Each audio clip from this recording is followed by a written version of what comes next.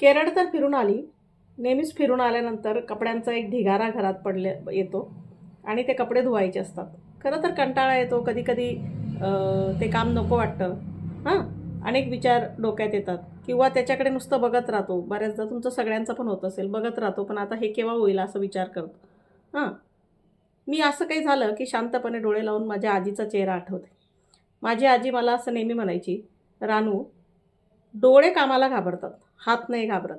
हात एकदाची तुम्ही सुरुवात केली, की काम पटकनी करून टाकतात." त्याच पद्धतीने ते वाक्य आठवलं. मस्तपैकी 1.5 तासामध्ये सगळे कपडे स्वच्छ धुवून वाळायला घातले. लक्षात घ्या, तिचा एक दृष्टिकोन होता कामाकडे बघण्याचा.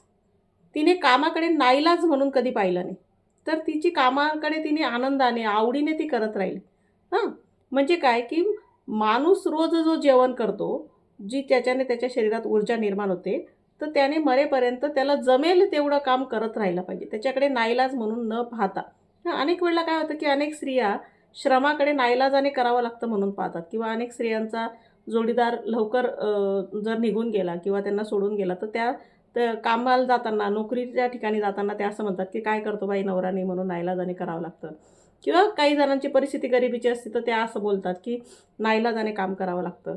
तर नाईलाजाने काम करणारे पाट्या टाकू शकतात, पण योग्य पद्धतीने काम नाही करू शकत. हे तुम्ही समजून घ्या.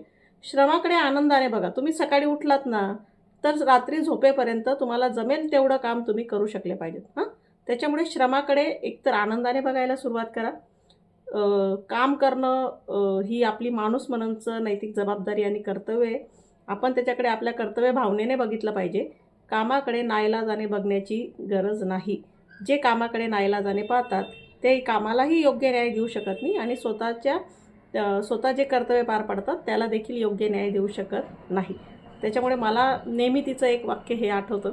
ती नेहमी मला असं म्हणजे तिचं बोलताना ती असं नेहमी सांगायची, की हात नाही घाबरत, डोळे कामाला घाबरतात आणि अगदी तसंच होतं. खरं आहे, आपण डोळे आपल्याला घाबरवतात, की "अरे बापरे! किती काम आहे," असं मेंदूत आपल्या येतं. पण मात्र हात एकदाचे तुमचे कामाला लागले, की काम करत राहतात. Thank you.